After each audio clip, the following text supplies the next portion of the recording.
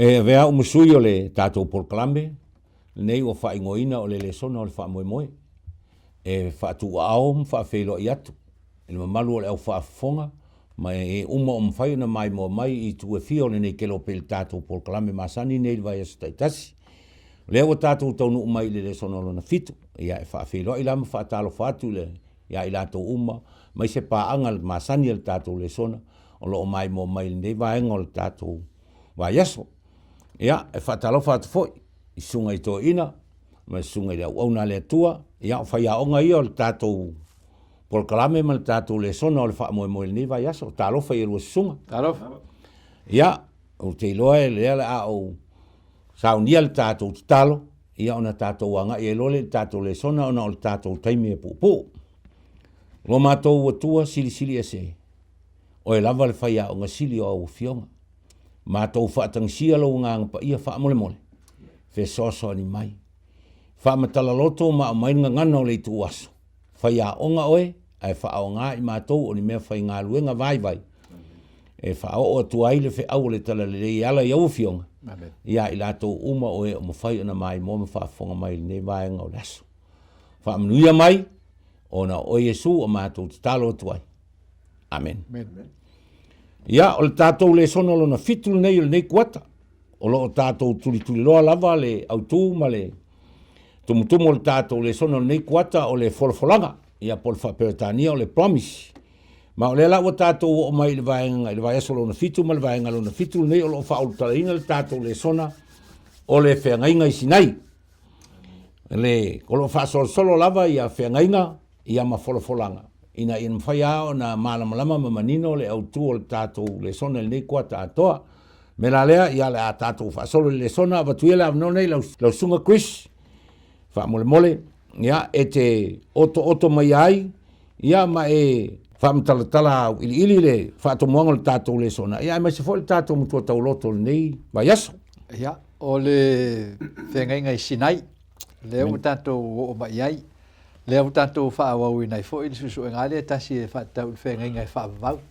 Le whaasino i le folfolanga e tasi a le atua. Tasi al folfolanga a le atua. E tasi le ala o le whaaulutanga. Le tātou te tuli loa ina i whaasuasoanga maingala i o meo Feagaiga ese. Wai e le tasi se Feagaiga a le atua i le teimi na amatai ona whaeloa mai o mai e le tua ia tātou ia lona finangalo malana fuafuanga o le whaoltanga. Wa le aunga atoa nao nei le sona uma. Amen. Ia tātou i loa po le ade fuafuanga o le whaoltanga le tua. Ia mai ala le teimi o le po o le tangata i etena. A matalon te tala mai e le tua le tala anga o le fuafuanga o le whaoltanga le tau e paulo o me lilo. E whaatau le finangalo le atua. Ia le ala e whaasolo solo mai. E rau tau no i le Feagaiga i Sinai. Ia on tatou mantua la ia. O leo wa atoa le lua afe tausanga whaopopo ia i whaasolonga mai. Ia upper amo. Upper amo na tu tia atoa i po atoa i fo lua afe tausanga o le whaasolonga mai o le ngaluenga lea. O le ngaluenga le le tau e tatou o le fina ngatele. Le vare le leima leanga. O le finangalo le atua i whaola le tangata. Ia o tau mwhainga le ti apolo i ia whaumatia le tangata. Ma whao le malo na ave le atua le tangata. Ia ma whao le pule. Ma mea pena le lau mai le atua ia lante i tinga. Tatou mautinola ia. A tatou vaila le matua le whawelu tua. No outou va ai atu i mea no whaiei ai kupito. No a vai a te outou i lungo a pa au a hetu. No au mai a foi a te outou i a te au nei. So, o upuia, e tau a whaiei umai le atua le amatanga mai a atam. E tau mai i te miro Sinai.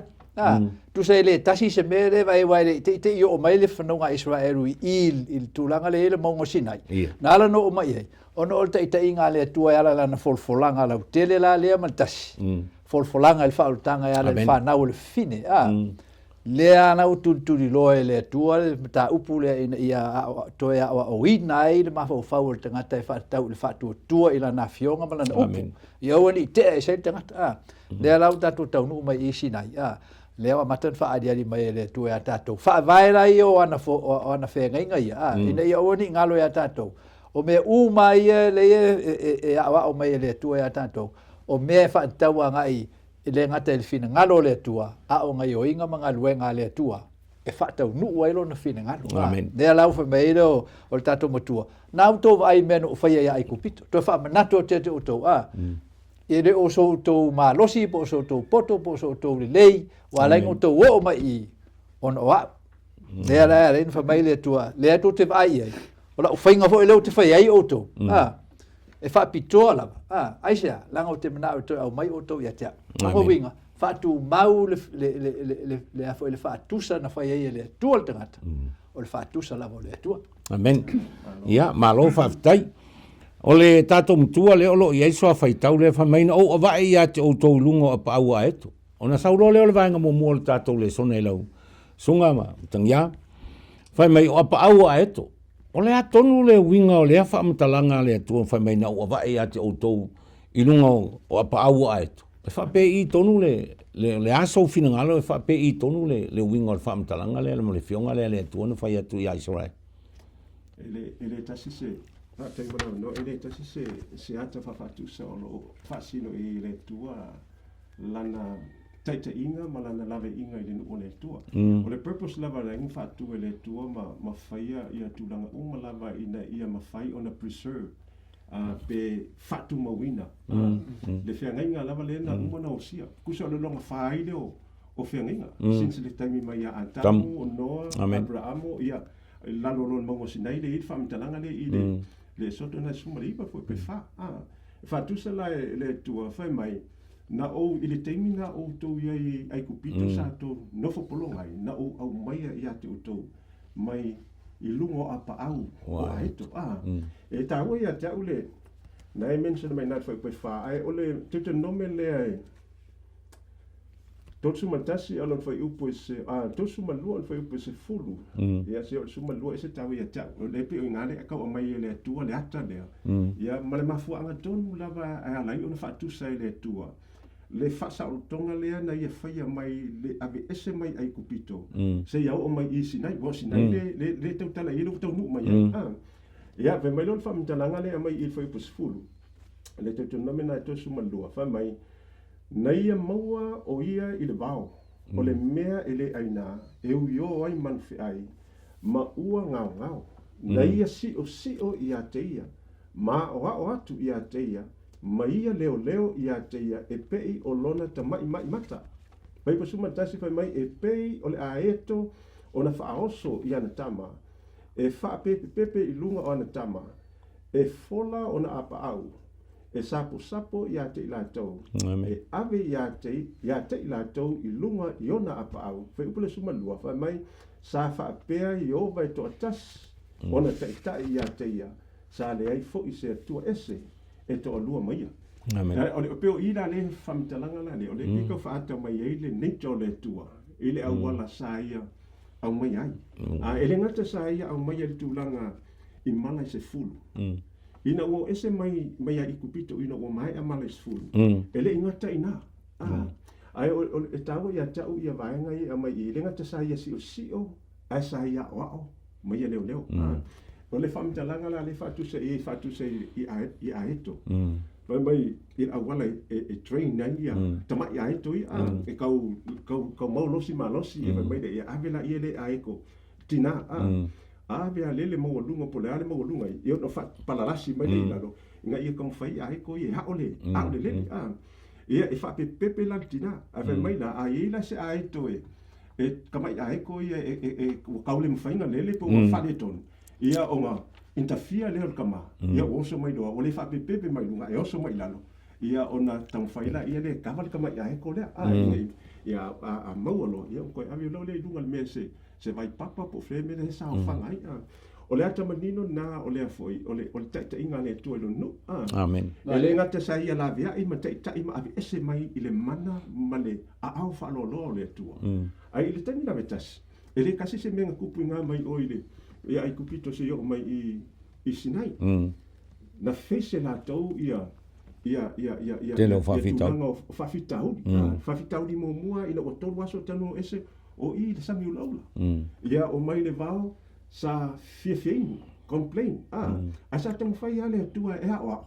Ina ia malama la tau i le tūlanga o le ola whaalango lango i le atua.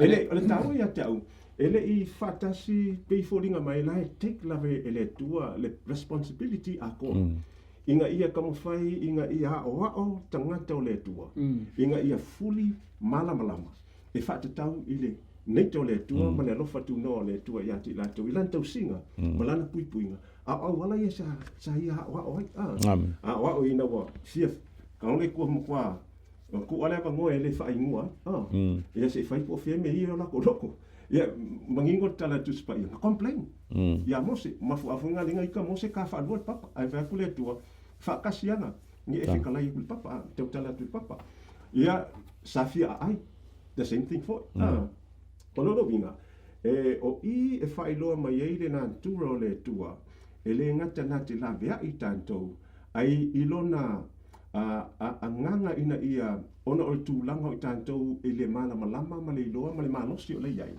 sa ia wha pale ma sa ia tamo fai le awala e o i tantou o lana concern ina ia mawhai o na o i tantou i tūlanga o le matua wha le nganga e tantou te iloa ai le ato o tō lon whiangalo mo tātou wole tusa mo lon whiangalo o ki se le tonga fo ina mo tātou o concern le tua ia i tātou the same thing for o i tātou i stangata ia kako la pale ia kako o fo i tūlanga ia male on sai male alofa ia pui tūlanga me uma mai le ngasala ina i mawhai o na o lama tangata te to tas le ngata o tātou ainga e mesele e kalisia le tua ilo na te lenga ia il matua falenganga mali loa ia o lai finanga le tua tau ona ia o sa le fa popo le fa tai o le fa olinga mai o le ata le na au mai e le tua Israel o le mai lunga apa aua etu na au mai le to file mu ma le malu puipuia ona fai mai lo le vaenga e lua le o tatu le sona o le ata o le fa o le tanga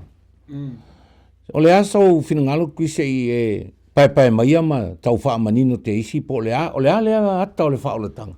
O whea fo i le taimina na fua ai ma amata le meta o le ata o le wha o le tanga. Ia o le ata lea o le na amaya e le tua o le amatanga. O le ata masani o le si wha upunga e afo e onga tasi ma le ata la e o tu mo masani o le wha o le tanga. O le amio le tua. Amen. O le amio ia le tua ina ia whaola. O le ngaruenga lava ia o le fofuanga na whaia le tua le amatanga ina ia whaola. O le fili lea o le malo le tua o le angasala. E ao ona i lore le tangata. O lona fili le angasala e le o lona fili le tua. Amen. O le mea no o le tangata no o pa u le tangata le angasala. O wha seina lona mawhau ma natua le tangata o le tua lona fili. Le ala malale nga due a le tua i e afo e toe afo i toe fuli le se la ea le o ia le tangata ono o le angasala ina ia i loa le tangata le mawhai ona tu mau o ia i le manue o le ola e au noa ma le atua awa o le mere le o whaase nei le mawhau o le tangata o manatu le tangata pe ona whaase le ti apolo na Samuel manatu le e le mana o mia e tātou le atua e mawhai ana ola tātou e au noa ma le atua e tātou te le mana o mia fuina le atua e whaatonu mai tātou ma whaasino tātou i mea te taun tātou whaia o le ua mai le atua le poto e a tātou alola ia e whairo whaiva awa e mawhai ai o ia o na whaawasenga ia le sao ma le sese mawhai e o na whaawasenga po o le ale le afo i le mamao e te mwhaina e ave eise me tā upu pe te whaise mea o le whina ngalo ale o le atua e mana o le atua ina ia owa ni eise e masa rosalo pe wha le tonu airo lato tā ofi e le aise me tasi o fofuanga le atua e mawhai o na tu mau i le manue o le ola pe ese mai le atua. Amen. So e te ese lo mai le atua. Wa le iloa a toa ia te oe so le malana le na o le atua e awao i le mani munimo ma le mate teo ana fofuanga. Lea wa fo i toa mai i le lalolangi. Ma o whaatitino i le lalolangi ia winga o le angasala. O i fo i la lea o toa whaatitino i le atua a o onga uma. E whaatatau i lana fuafuanga o le whaaurutanga. So whamaila tātou maulea, o le nei, whai atu i whanaunga Israel, o a o Iova, o te au mai o tau mai lalo o venga mafa ai ku pito wa atat fai tau la il swa fai tau le o le manino a le fina ngalo e mana o le tu e manino ia Israel to te le mfainto ese mai lalo o avenga mafa i ai ku pito e pe ona le mafai ele na Mary ona ese ona ila e fa pena ona le mfai el te ngata o pa u le sala ona to e fo ia e fai la mi tonu e au noa ma le sosoani ma se ngaluenga le tua e fai ia so le famairo le tua o te la veai mai lalo avenga mafa o te la veai mai foi ia te auto ai ala tau ngaluenga o te faa o laina mai foi auto ile lima faa loa masala te tele so le famaile le tua a ule tango atu e fai le faa le lave to te le mfai le sisi o to mfai no amen ai pe tai o le ra uta ngoatu e fai le fa la la ya ono fa la na le si o to fente amen e na wa o fai no fai familia o te fai o to mo nu e fai fo ia o mo o to tua to te lo foi o a u lava o iovo lo o to tua o le au mai o to mai lalo o venga mafa ai ku pito amen so le sona le na o le tu ia tatu i lo ia tatu i lo fa mai le tua no o faia o lo fatusa o lo watali o te le tu ti ai fo ia te o ina ia fa tau ngama ma so na fai o e ti apolo o le o tau fai e upu seina o mai te au lo tama amen o te tau sia fo i o e pe on tau sia la e to lan fa na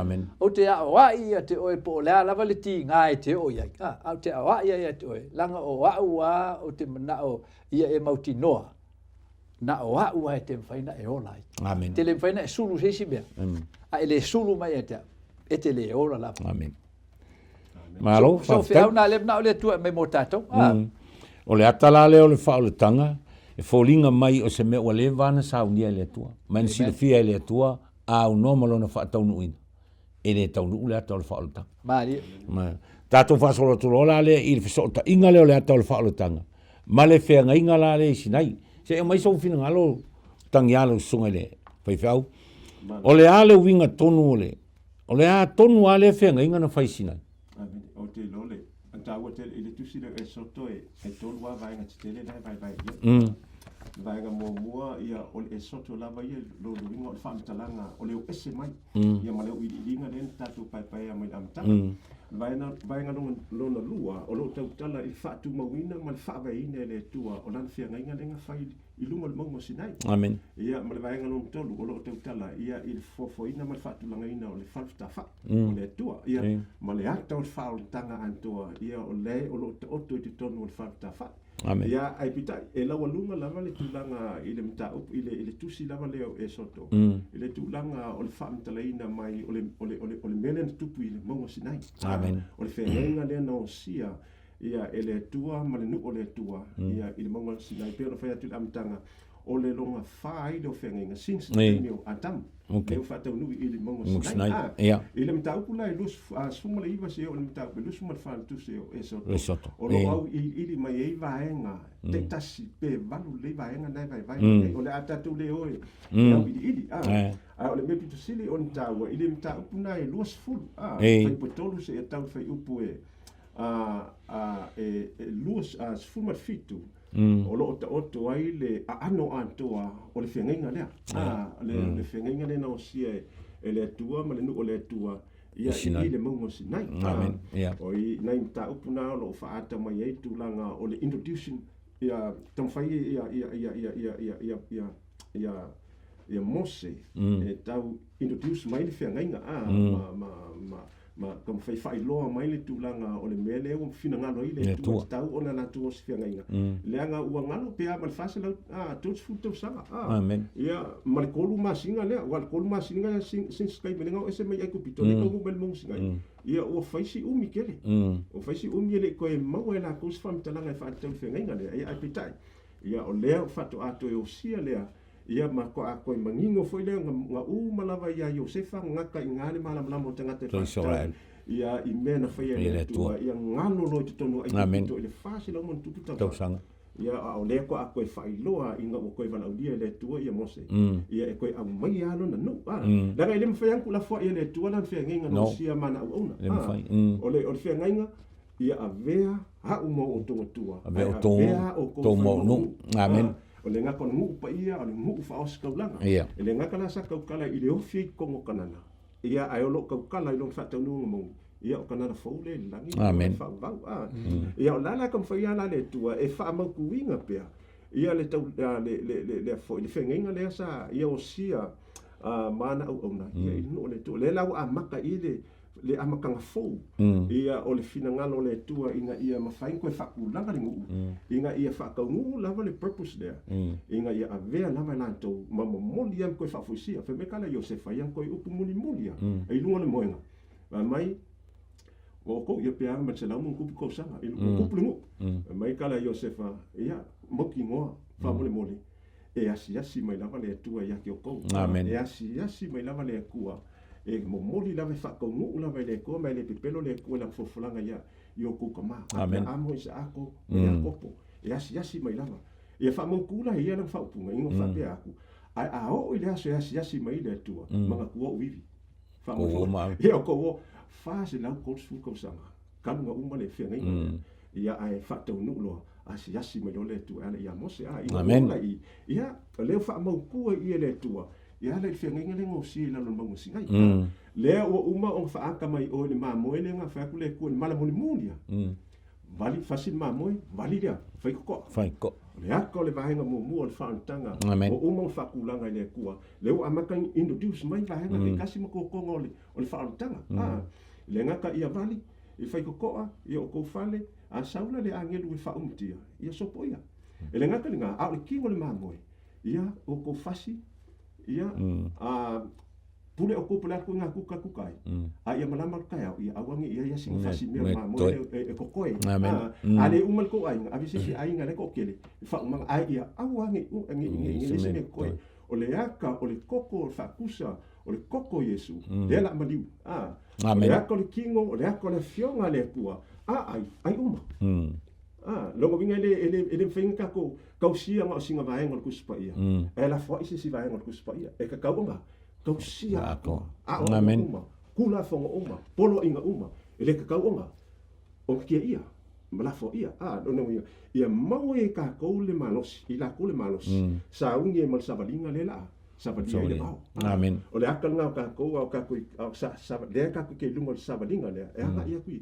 ikanana inga wo akula lai oi i Sinai fa kulo le kuale le foi fenga le ko fa manga ku ya ki la ko pe ya fenga le ngo si e foi le kuama ma Abraham le ka kala le tu e mo mau lava le tu e fa ka uli menga fa ye e Abraham mai le ke nese le suma le van fa suma le va fa mai a wa o iloa o ia na te polo yatu ia na whanau malona a inga pe a mawai atu o ia la tau te tausia le ala o le tua amen i lo la tau fai ani o tonu ma whaamisnonga ina ia whaataunuina e Iova ia Abrahamo le mea na ia fetala i e tua ia amen e fai o ia matua e fai la ko monu amen lolo winga se famtalang o ia inga ia le la ko fatulanga mai ia le tu le mango singai o ia inga ia fenga amen amen e le mafai ala fa mai o le mafuanga le fai ko le ko i kausi mea ia kula fongo polo inga le tua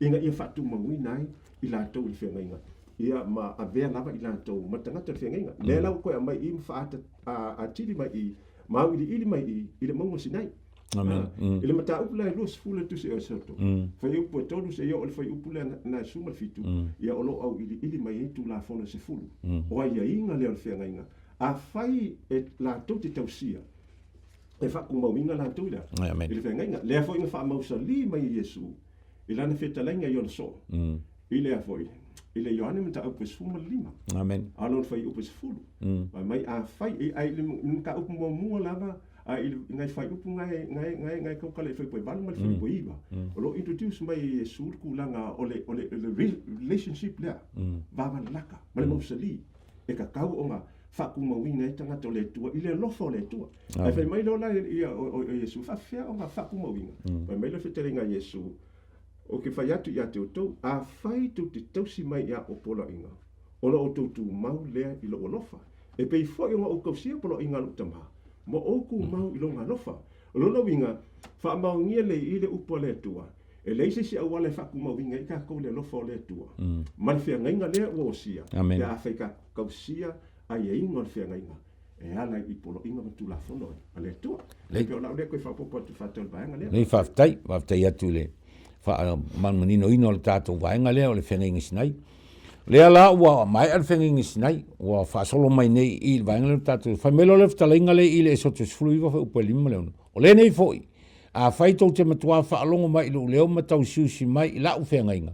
O na whaileo o tau maoloa tāua mo. E siri inu umalama. Nau sunga kuis o le a tonu le. Ai se a ua whetalai e le tua whaapea i a Israel. Pe a whai. Tau te whaalongo mai i leo matau siusi i lau whenga inga. Ai se a ua. Mai pe a whai. E whoringa mai e. E sila fia e le tua e. E Israel umala la tau lumana. I male anga i atu lumole la tau soifong. O le asau se i pai mai ama. Mau ili mai le vaanga leo tātou Lesona. Yo il fa vai mautu le o il finangalo le tua. O le fonga mal tapo inga e fa tau ia te ia. E fa vai le lofa. Amen. O le lofa le fa vai o me uma na fai le tua. O le lofa o le tua na fai ai me uma mai la matanga. O le lofa o le tua na ia filifili ai. O le ale na o le ai ngā tua lona fioanga ia ai ole a faalau tele lona fioanga e faatau le ia na ngaduenga o le fofoanga e faali e lona lofa le faavau o le lofa lalna e faavai lunga o le ami o tonu o le atua ma le faamisinonga tonu o le atua so o vaenga taua ia o le fenga le atua e le aru ese a mai i finangalo le atua o le ami o tonu mana faamisinonga tonu ona o mea la i e whaavai e lo na malo ai a fei uma mea na i le alofa o le alofa la le na la ina whai e le atua ia me uma ia o le alofa fo na le mana o le atua ia i loa el tengata ua pa ui leanga sala o lo na alofa na e alai ona tau sisi mai le atua e uin whameiru po le atua ato usta e tau mto tau sisi a polo inga ai o le wingal na o le atua e tau sisi a le atua ia manuel tengata so ole ano ole ta ofile tu le tua mol tangata i ona i loa a e lofa ia te na e fa longo le la o inga mala te inga ia te oi a ele lofa ia te ona ele amana ia le o inga ma fa talanga a ele amana ia o fionga mala o te inga mala o fa tununga ia te oi o lo inga o le malai e fa so le lofa le o le tua le mana o le tua ia o wani ni nefu ai le tangata mai le teme o e foi o atamu se tauma e le teme o Israel se tauma e le teme o tatou ni ia tatou lo ele faia ni tatou ngaluenga le fa o leina o tatou le ai na faia ele tua ia le fa o le tanga mo tatou mona ta penga ina le fa o le tanga mo tatou ina ia mfai ona fa o leina ai i tatou pe ona momo tatou loto il tatou maita wina o le mio le tosi fa matua le o tosi fa nau le tua i ona tangata ma tatou loai e lofa le tua ya tatou le lofa le mafai se mea ono motu e sei mai ai tatou le lofa ngai taua le oti e tatou te le foia i le tua le lofa na le e mai il tatou le sono le fa mai le tua i langa o le langi ya Amen. O le mesina me na le tu o ni ngalo ya tato. O me uma lo le langi ma la langi. O me ale tu. Amen. Le se me asis. Le se me ase anget. Le se me po aia so fua ma ola ese o tumu ai le vani munimo mal vate te o ngalo ngale tu. Ele ni ala to me ala o sapi ai la to. O me ala o me to tino le tu. O meu fuai mai le tu i lona lava lo fa fua. Fa fo ila tatou le lo fa fua na le tua i le tua i le bi inga mai le fonga e fai le loto whaafitai. Ma le alofa e puna mai o tātou loto.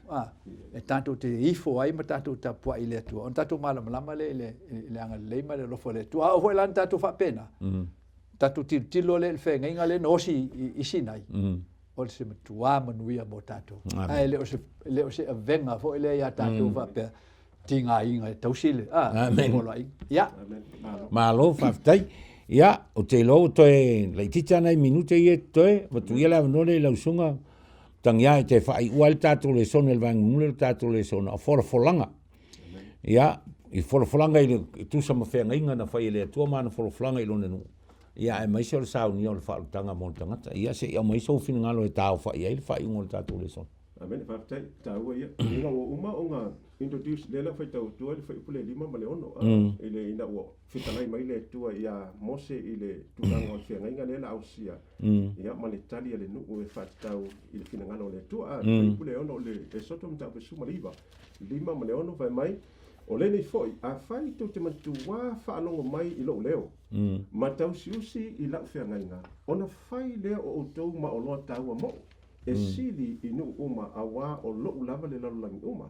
Peu pe ono whai mai e whai foi o tau ma malo o si taulanga. Ma nu pa ia moa o upu ia e tau tala atuai i le whanaunga Israel. Amen. E lala walu ia Mose whaamkalaku upu ia. Whai mai lola karia arengu. Whai mai ona tali whaatasi mai ei lea o loko kasi. Kasi lako kali. Pue valu na. O le nu, whai pue valu. Nu uma. Leia masesi nu uma. Mai mātou te whaia lava mea uma. Ua feta lai mea i oma.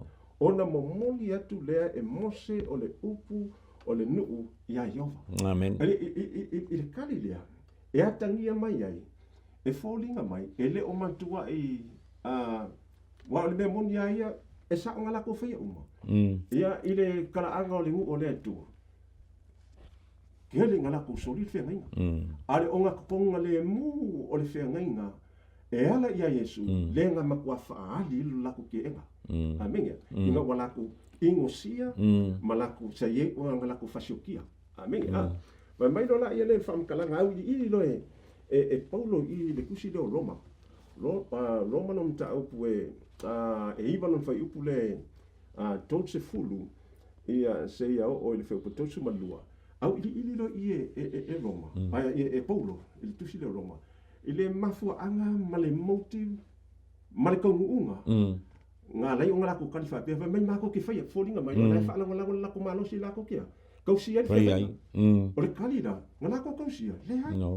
Le hai, ngā result i lako ki oi. O Yesu. Mai no le whaamitalanga, kako kala kako vavai, mafua anga kongua, ngā lai ngā mise lako. Manga lai o ngale mawhai e lātou. O kalkongo se o whunga mo tātou. Vai mai lon whai upule tus fulo tusi leo Roma mtau po iwa. Vai mai o le nei. Sea e sa tātou upu. Ua maua le amio tonu e lu. E se na lātou le sa ili i le amio tonu. Vai mai o le amio tonu lava lea e maua e alida. E le whakokua. Amen. O le whakokua iai. Whakokua ia Yesu. Ia, vai mai lon ai il whamintalanga. A o Israel. Nasa ili i le tula fono o le amio tonu kula fonga sifuru. Amengi, e kalikongi kula fonga sifuru. Ai le kalikongi ai. Ia Yesu. O le anga le kula fonga. Vai mai lola ia lea. Vai mai e le i o i la tau i le tula fono o lea. O le amio kongi. Amen. O la kula fonga le amio kongi. Kula fonga sifuru. Ngā oi la ko, sisi wha upunga. E le i mawhai e la konga la kausi. Amen. Amengi, e le mawhai. Langa, o le whaamkalanga le kuspa ia mangingoa. Whai mai whaamkalanga Yesu, e le mawhai ai o kuse mea. Pea o le ia. Ngā o le kua e mawhai ai. Amen. Mai le o whai. O Yesu le yoanga me kapisu ma lima, whai lima. Whai mai e le mawhai ai o kuse mea kasi au ngomai. Mao.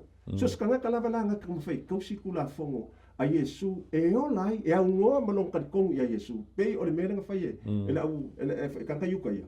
Ele mawhai. Amen. Le ngaka ele mawhai, ai le wha maongia lo lakua. Wha o lainga. So se ka ngaka lava lako, o le mea maongia ia le ola se si kausinga o kula fongo. O mea maongia ele ke le ola le kausinga o kula fongo. Pe a whai e ke le whakukui ai. Ia Yesu.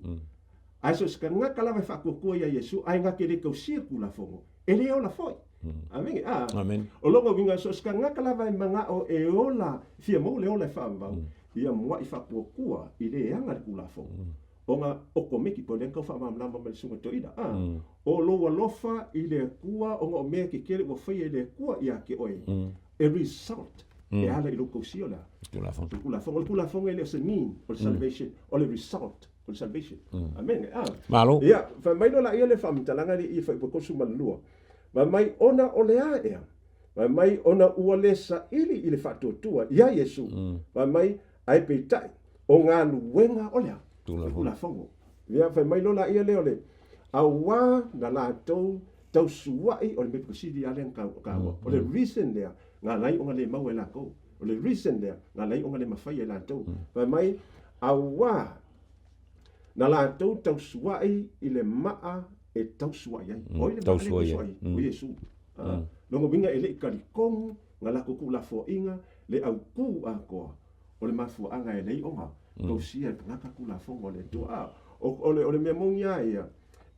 O le fina ngalo o le tua. O le whawhika au leo ka ngaka I onga po ia.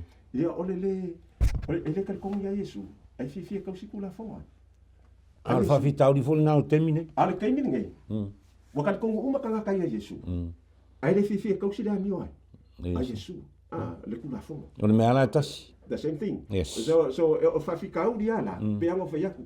E ke le ola le kausinga kulafo. Ai a whaifo e ke le kausia kulafo. E le whaolei ngā oi. E kasi al problem le I. O le problem. O le whakukua ka ngaka ia Yesu. Ia mua le mea kaunga mua. Ia o whako a whaile o le mea so a kuai. O le kulafongo o le vaenga longa lua. O le whaolakanga e aka ngia ilo o langa whapaienga. Ai ia e leba whainga whapaienga kako se I vanga ngā ua ka uami kuminga mua. I le koko Yesu inga o kakukalia. E ale whatutua. Ia sao le koe Nei whaftai.